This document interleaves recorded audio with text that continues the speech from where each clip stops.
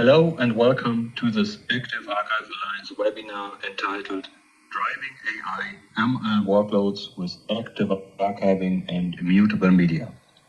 My name is Thalmann. I'm the CEO of Point Software and Systems, and with me is Mr. Horst Schellong from Savartus. He is the technical director at Savartus, and we will do this webinar together. So welcome, Horst. Thank you and welcome all. Before we go into the topic of today's webinar, let me give you a quick introduction to the Active Archive Alliance. So the Alliance was founded in 2010, and the goal of the Alliance is to promote simplified online access to all data throughout its life. The members seek to align education and technologies to meet evolving requirements for data archive. And the Alliance tagline is modern strategies to solve data growth challenges. And this webinar addresses exactly this topic in relation to data-intensive workloads such as AI and ML, and how an active archive approach in combination with suitable storage systems and intelligent software can solve the challenges of these use cases. So just to share with you who the current members are, they include the companies listed on this slide. And you see that these companies represent storage media, storage hardware, and software, especially for data and storage management. So this is the agenda of our webinar. Firstly, we would like to highlight the requirements that data-intensive workloads such as AI impose on storage infrastructure. And we would like to illustrate these challenges using the example of a typical AI workload and lifecycle. We then will outline the problems these workloads cause and how active archives can provide solutions. We then describe the necessary components of a possible active archive approach. The necessary components include storage media that provide immutability and storage systems such as libraries, in which these media are managed. Additionally, a management software which simplifies access and retrieval is also necessary and described. Finally, we bring the different components together in an exemplary architecture. When we look at data-intensive workloads such as AI and ML, we realize that the workloads place high and changing demands on storage systems. We see petabyte is a new terabyte, and petabyte is a new reality we have to face. Traditional storage concepts, such as classic filers, are reaching their limits, and new concepts, such as object storage, are required. Furthermore, these workloads place increased demands on data security and data protection, as large quantities of sensitive data are often processed. Also, legal aspects, such as retention obligations, must be taken into account. The fulfillment of compliance and archiving requirements requires suitable storage media and concepts. Another increasing important aspect is energy consumption, especially for AI workloads. According to current estimates, a generative AI query, for example a ChatGPT query, consumes about 10 to 100 times more energy than a classical Google search query. This higher consumption results from the complex calculations with GPUs. As an example of a data-intensive workload, let's look at a typical AI workload and its associated lifecycle. Without going into detail, there are different phases in an AI lifecycle. It starts with the raw data phase, where unstructured or structured data is collected from various sources, for example, text, images, logs, and so on. This data is pre-processed and cleaned to ensure quality. The training data prepared in this way is used to develop and train the AI models, and AI algorithms learn patterns from training data through machine learning or deep learning techniques. By retraining, the models are optimized, validated, and fine-tuned for performance. The trained models will then be used to generate predictions, classifications, or insights. All these phases require high performance, high capacity storage that is as scalable as possible. In practice, Object-based storage systems based on disk and flash have become increasingly popular for this purpose. Object storage is widely adapted for training and deploying large language models due to its scalability and efficiency. Almost all top LLMs are trained on object storage. Overall, object storage provides a scalable, efficient, and cost-effective solution for managing the vast amounts of data required by AI and machine learning applications. These environments also bring challenges. The enormous data growth in these environments means that the costs for storage and energy continue to increase. An active archive approach can provide a solution to this problem by introducing an additional storage class for cold data that uses storage media that are particularly suitable for storing cold data and which are cost-effective and sustainable.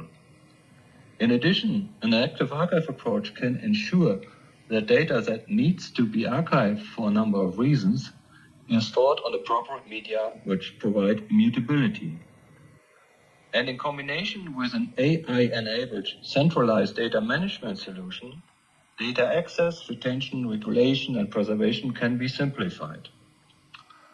I will now hand over to Horst. He will explain a few more details about media, storage systems, and software of this active archive concept. Thank you, Thomas. Following up on the immutable media, it is an important consideration which storage media are used to meet compliance and regulatory requirements. Adding an immutable deep storage layer to a centralized artificial intelligence data management is key to meet these requirements and at the same time protect against ransomware. The immutable storage layer is available as scalable, low-cost object storage with an S3 Glacier frontend. The key business benefits for this implementation are low cost for storage media and system total cost of ownership, significant cost savings versus SSD, hard disk, and cloud storage, low power consumption, typically in the range of 250 watt per petabyte, long-term data stability, which means little or no need for data migration cycles. Backwards read-write compatibility, this is true for optical storage, which means using the latest generation drive ensures access to all previous media generations. Then the S3 Glacier interface, and last but not least, the air-gap ransomware protection support. The image on the right-hand side shows a cartridge for high-density optical media. The cartridge holds 12 media, is RFID tagged, provides dust, light, and shock protection, and has a protected open-close mechanism. The size of this 12-disc cartridge is very much identical to an LTO cartridge. Immutable archive technology is utilizing tape and optical media cartridges. The cartridges are stored in scalable libraries and accessed via an S3 Glacier front-end storage interface. This S3 Glacier front-end supports the integration, for instance steering, with other object storage systems in the artificial intelligence storage workflow, including on-prem, cloud, and hybrid environments. LTO and IBM 3592 tapes, as well as new high-density optical technologies, are used in library systems. Tape libraries range from 700 terabytes to hundreds of petabytes, even into the exabytes. Key characteristics for tape storage: sequential read-write after media load, high 400 megabyte per second per drive transfer rate. Immutability is achieved through a combination of hardware features and logical write-once mechanisms. Once written, tape drive firmware prevents alteration and deletion. Software options for policy-based tiering and retention management are available. The current LTO9 technology has cartridge capacity of 18 terabyte native And the roadmap includes 5 more generations up to LTO14 with 576 terabyte native per cartridge. Optical libraries currently range from 100 terabytes up to multiple petabytes. Key characteristics for optical storage are random access to data after media load, but a lower transfer rate than tape. Higher access density through a high number of drives. Immutability is a physical medium characteristic. It is not a drive or firmware feature. Optical has a roadmap to more than 100 terabyte per cartridge, which is achieved with the folio media technology. The physical cartridge size for optical media with 12 media is very much the same as the size of the LTO cartridge. Optical also has a managed offline library option. Offline libraries have a robotic with an RFID reader, but they hold no drives. Offline libraries are compatible with the standard libraries. They accept the magazines from regular libraries. The exchangeable magazines hold either 24 or 36 cartridges and allow a quick swap of a significant capacity between offline and online libraries. The total capacity of an offline library is up to 7 petabyte when utilizing 1 terabyte media. The library power consumption is 50 watt, which is less than 10 watt per petabyte. Offline libraries are network attached. With offline libraries, the optical storage system shows an additional storage class offline, in addition to the standard and glacier storage classes in the deep storage glacier interface. While we have talked about the challenges with handling the massive petabyte storage capacities, the requirements for S3 object storage and immutable storage technology as well as automation options, the access layer with a unified interface for all data storage is equally critical. A key element to any active archive environment is a feature-rich data access layer. It is our contention that a singular global access layer should provide uniform, direct accessibility to a myriad of file types across all data storage tiers. This reduces operational expenses by eliminating multiple disparate front ends to existing storage. Automated metadata extraction and enrichment should work to categorize, tag, and organize digital assets seamlessly.